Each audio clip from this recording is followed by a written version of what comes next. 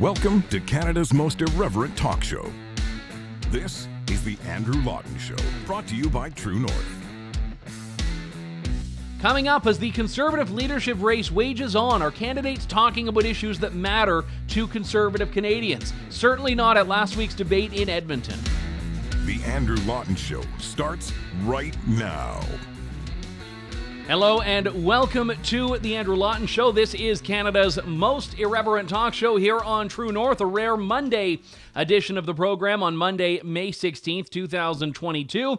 Last week was a little wonky, as I mentioned, and as you may have heard, I was in Edmonton covering the Conservative Party of Canada's leadership debate, the first official debate, because the party itself put it on, and they didn't put on the one at the Canada Strong and Free conference that Candace Milcom and Jamil Javani moderated. But I must say, if that was official, I far prefer unofficial, because the unofficial debate didn't have questions about what books you're reading, what historical figure you'd like to have dinner with, what Netflix show you liked, or what other streaming program you're binge watching.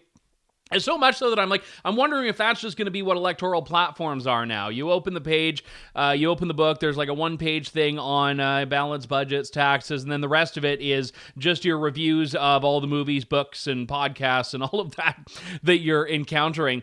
Now, to be fair, I don't know if Tom Clark came up with the format, or if the party said, hey, Tom, we'd like you to moderate the debate, here's the format, and for whatever reason, he didn't just throw it out and walk out the room right there. I don't know what happened, but I do know that it was a profound humiliation.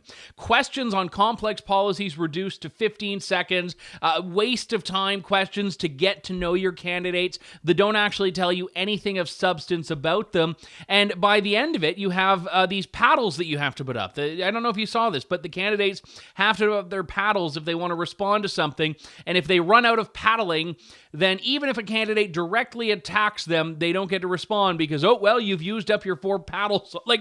Watching it was just absolutely absurd. So I was looking forward to the scrums afterwards, because at the scrums, at least there was an opportunity for candidates to give a direct response to a direct question that wasn't about what they're watching on TV. I know I keep going back to that, but let's be real here. This is not a debate, and this is, as I've always said, not what Conservative Party of Canada members care about when they're deciding who to vote for to be their leader and eventually to become, they hope, the next Prime Minister. So I am going to be talking a lot about what's been happening in the Conservative leadership race the last couple of weeks. You may remember I was at the Canada Strong and Free conference a couple of weeks back and did some interviews there, including one with Conservative leadership candidate Scott Aitchison that I'll share later on in the program. But I first want to talk about some of the themes that emerged from the debate in Edmonton that I thought were quite interesting. And one of them was Leslyn Lewis. Now, Leslyn Lewis is quite an interesting one because I think on paper she does what a lot of people in our audience want her to do. She takes aim at global institutions that she feels Canada is giving up its sovereignty to. She is unafraid to talk about social issues. She's been very poised and polished in a lot of things she's done. I didn't feel the debate performance was her strongest, and I don't know what it was. Maybe she was nervous. Maybe she just felt underprepared. Maybe the campaign's just not going as well for her, so it's just a bit of a different space that she has to occupy. But I was looking and I just wasn't getting the clarity and fire that you get from her tweets and you get from some interviews with her. And even afterwards, I asked a couple of questions of her that I thought, certainly the first one, would be a slam dunk. I thought this was an easy one that she could come out. I wasn't trying to give her a softball, but I thought it was one that was in her wheelhouse, so she'd be able to give a really clear, concise, and direct answer. And I'm not sure she did. Good evening, Andrew Lawton, True North. Earlier today, the Correctional Service of Canada confirmed its policy that biologically male inmates can be reassigned to women's prisons based on preference alone. I was wondering what you think about that policy and if you would reverse that as Prime Minister. Well, I think it's very important that people, whatever their gender, has a certain level of comfort in certain situations. I also think that there are situations where biological females may feel a sense of vulnerability because of the situations that they may have been in, for example, if they were sexually assaulted by a male, etc. And so we have to make sure that we find compassionate ways to accommodate the diversity of individuals that will find themselves in a facility, whether it is a shelter or whether it is a correctional facility. So in fairness to Leslyn Lewis, she is saying there that, yeah, there are some areas where women are going to be, because of their own experiences and identity, more vulnerable. We need to be respectful and that. But ultimately, it wasn't just a direct answer to the question in the sense of what I think ordinary people care about. I mean, I just wrote a column about this that's going to be coming out in the interim next month, in which I said, the reality of this issue is that it's like the emperor's new clothes, in that most people view it the same way, but are just so afraid of saying it. And in the end, it sort of makes it look like this is more controversial and more contentious than it actually is. Same as trans athletes in sports. But in this case, we're talking about something that's directly under the government's control, which is transgender identification in prisons and being able to just on a whim say, oh, I'd actually like to be in a women's prison today. And I mean, again, if you read the policy, there's no saying they couldn't just switch back and forth on a day-by-day basis. Say, oh, I hear they're serving lasagna in the men's prison. I'm a man today. And then, I don't actually know women. I want to be in the women's side today. Who knows what's going on there? So that's going to be something here. But again, it's possible to talk about these things that matter and should matter. And we should be embracing debates that have these things. We should be embracing debates that talk about the issues that matter to conservatives. And Candace and Jamil did a great job of this. I don't think Tom Clark did. Now, how much control he had over the questions, I don't know. But if I were looking at that as a member of the Conservative Party of Canada, wanting to know which leadership candidate to vote for, I would be coming out of this saying, Patrick Brown likes the show Ozark, and Pierre Poilievre is reading Jordan Peterson's book, and Leslyn Lewis wants to have dinner with William Wilberforce. So my taxes are going to go up, down. CBC's getting funded, defunded. My firearms license is you get nothing from that. And then you take the opportunity that these candidates have to talk about conservative issues when once they are the leader, the mainstream media will give them no such opportunity. So if you don't allow them and force them to talk about things that matter to conservatives now, you're never going to hear them talk about these things. And I will say Roman Baber did a tremendous job. He was very polished. He had answers. And when I asked him a question in the scrum after, he seemed to genuinely approach it with a level of thoughtfulness. Now, he was couching. He was couching what he was saying in a little bit, but I don't know if that was genuinely because he didn't want to commit to something on the fly that he wasn't sure if he would be able to follow through on. Take a look at that exchange. Good evening, Andrew Lawton, True North. You've been unequivocally against vaccine mandates. That obviously includes mandates for public sector workers. If you were Prime Minister, would you rehire anyone who was fired because of vaccine mandates? And if so, would you give them retroactive pay for time they missed? So 100% I would mandate. I try to pass similar legislation in Ontario, the Jobs and Jabs Act, that would retroactively protect workers.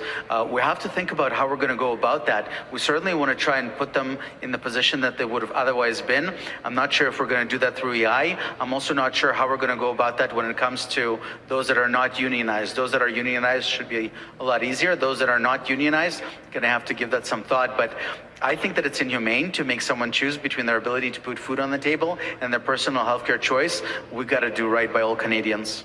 Now, that's an important issue, and one that I haven't heard a lot of candidates talking about, which is why I'm being a bit gratuitous here, but why I asked it. Okay, you're against mandates. You think these people should be back to work. Do you think they should be made whole for what they lost solely because of the mandates? And there's no right answer or wrong answer. It would just be nice to know what candidates are prepared to do, and if they're prepared to really try to rectify this profound injustice that has been the vaccine mandates on the public sector workforce and on Canadians as a whole, again, who still can't take up jobs in a lot of sectors, who can't board planes, trains, and so on and so forth. So these are, again, some of the issues, and I'm not claiming to have the monopoly on what matters to conservatives. I'm just talking about the fact that these are the substantive policy issues that desperately need to be injected into a leadership race and aren't under the debate that the party officially put forward. I know they have another French debate coming up on the 25th, but this is one of the reasons the Independent Press Gallery has put together its debate for May 30th, which I have the privilege of moderating,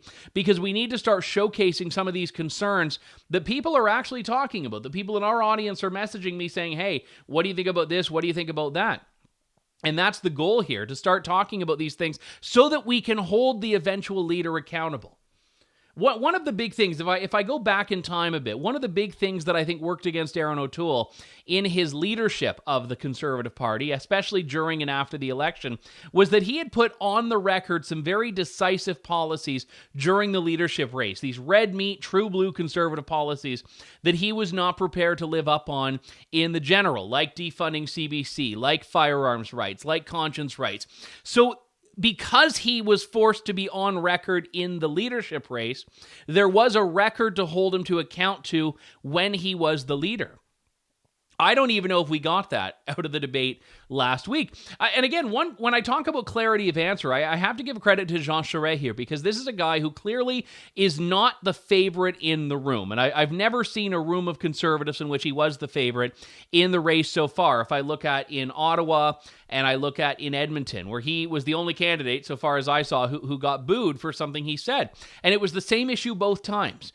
Opposition to the Freedom Convoy, and specifically trying to criticize Pierre Poilievre for supporting the convoy. And whatever you think of Jean Charest's position, I have to say here, for him to own that, for him to come out and say, this is what I think, this is what I believe, I don't care what any of you in the room believe, I'm sticking to my guns here, I have to give him respect for that.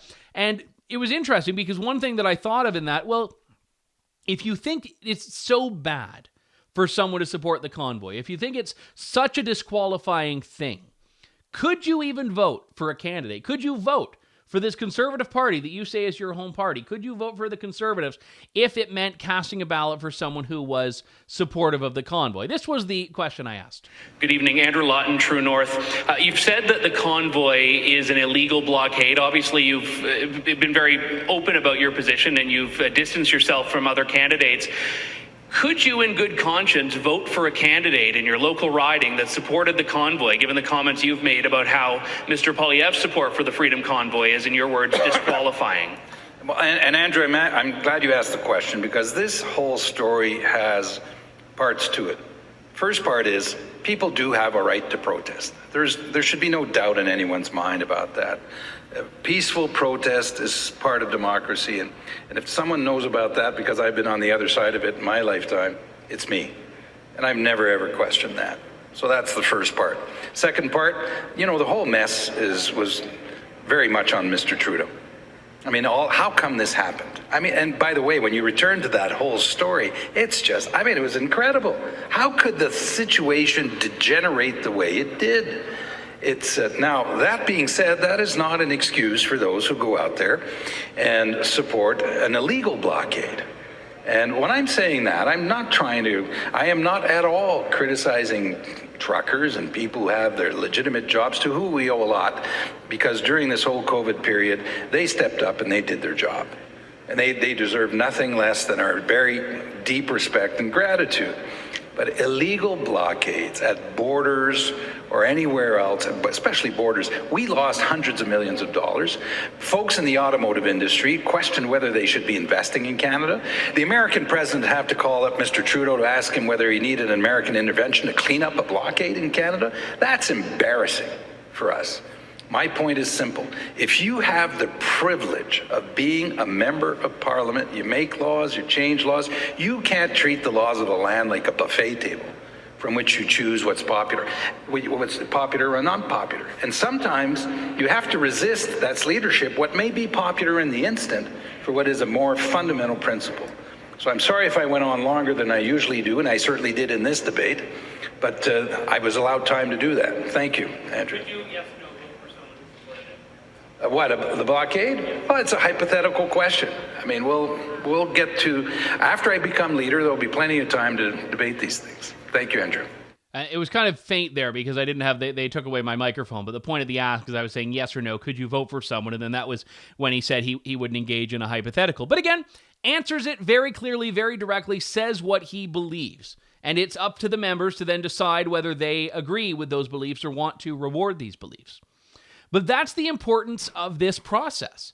And I know I talked about it last week, but it is interesting how convoy support, who supported the convoy first, who supported it better, has become such a litmus test in this race. Oftentimes, Roman and Leslin and Pierre are all talking about their support and opposition of mandates, the truckers, and all of that.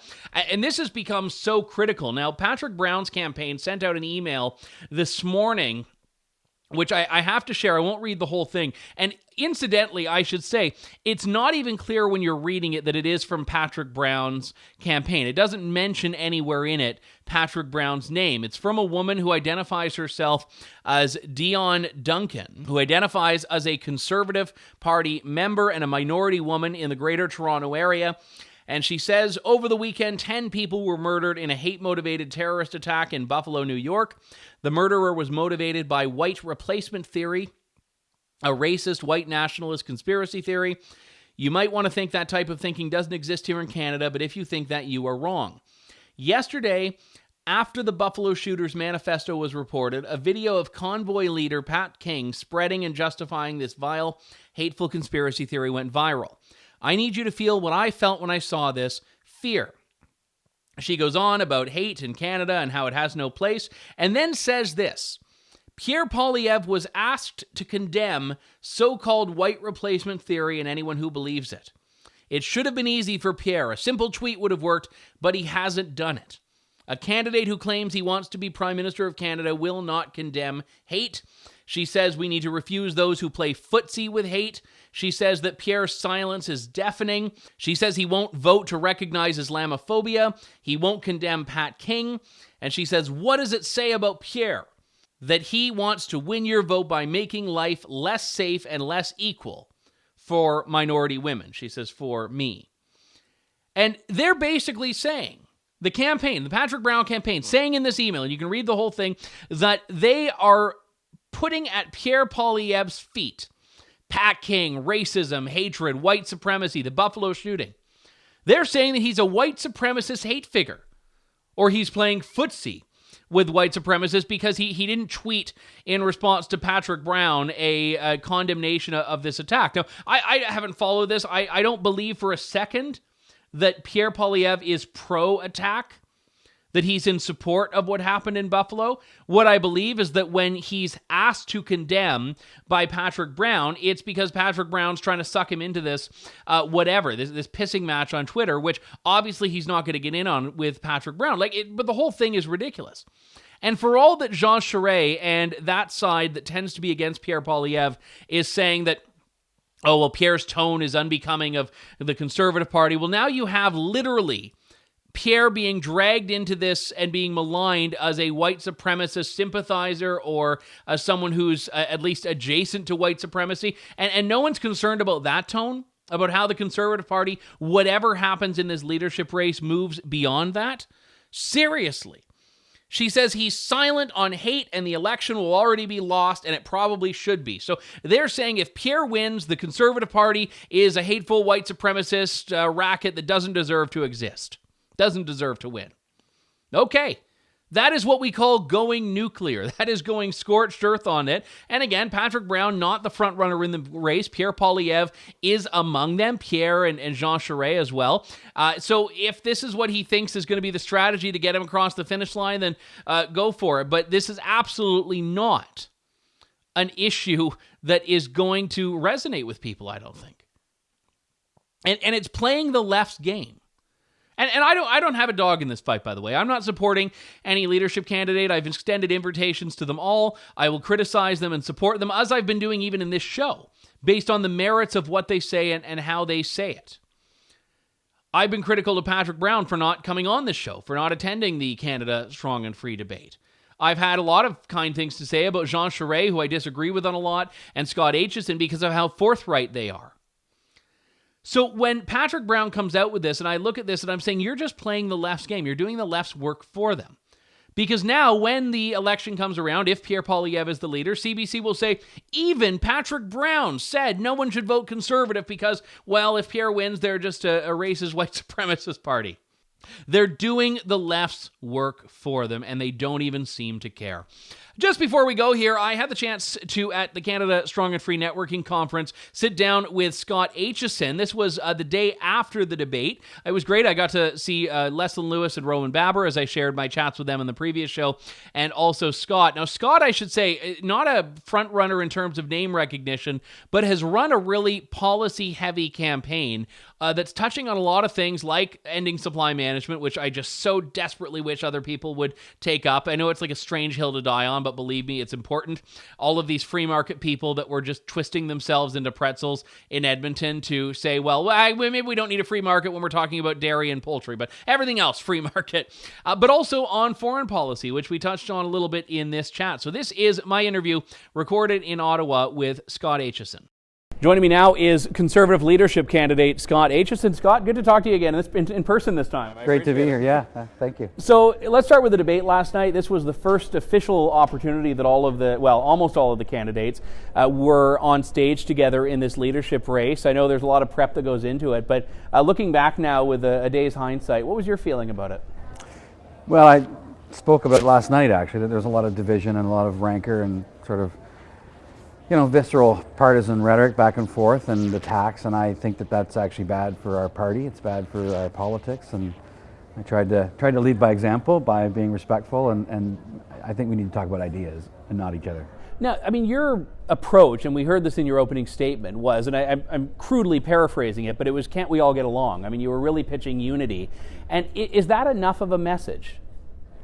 Well, certainly not for the whole race. I mean, I'm obviously talking about policy ideas as well.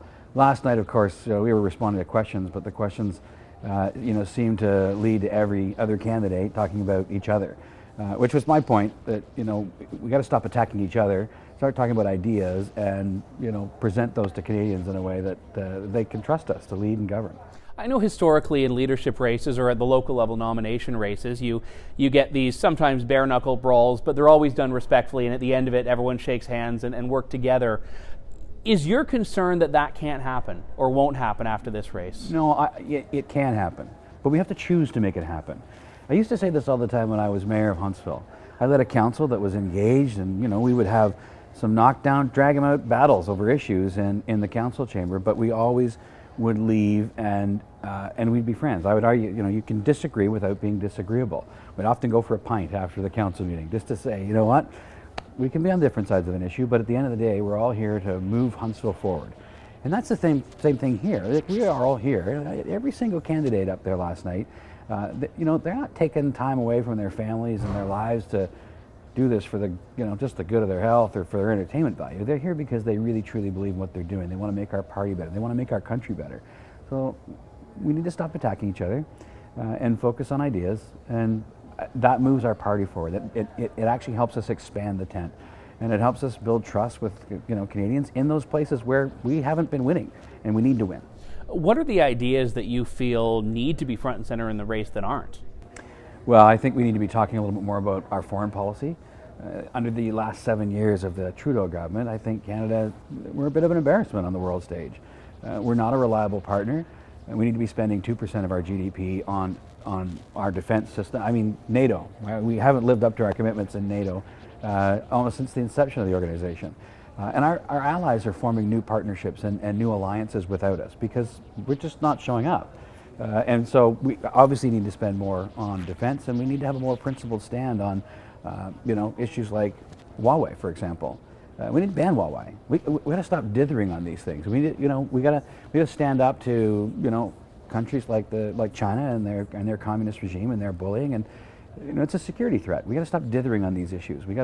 And so these are issues that I think conservatives can lead on and should be leading on.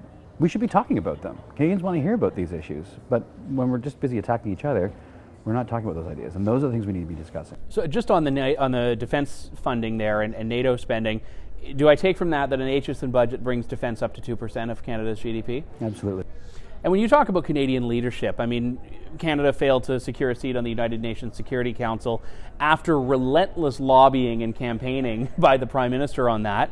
I know there was a story in Bloomberg some time ago about how the Prime Minister was trying to be the one to broker the EU Northern Ireland deal, and again, no one was taking the call. No one wanted Canada to play a role.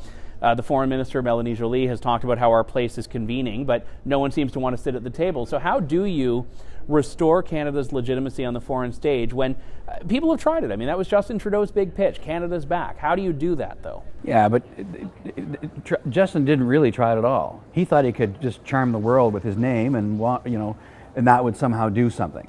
We have to be a reliable partner. I mean, we need to live up to our commitments in NATO. We need to live up to our commitments on foreign aid. These are countries that are going to rely on Canada, and if they can't rely on Canada, no matter how much charm offensive Justin Trudeau does around the world, they're not going to care. And so, principled leadership and building the relationships that we need to build around the world. Prime Minister Mulroney was a master at it. He built relationships with world leaders all over the globe, and Canada had a really valuable presence and a voice in the world when he was Prime Minister because of the power of his personal relationships.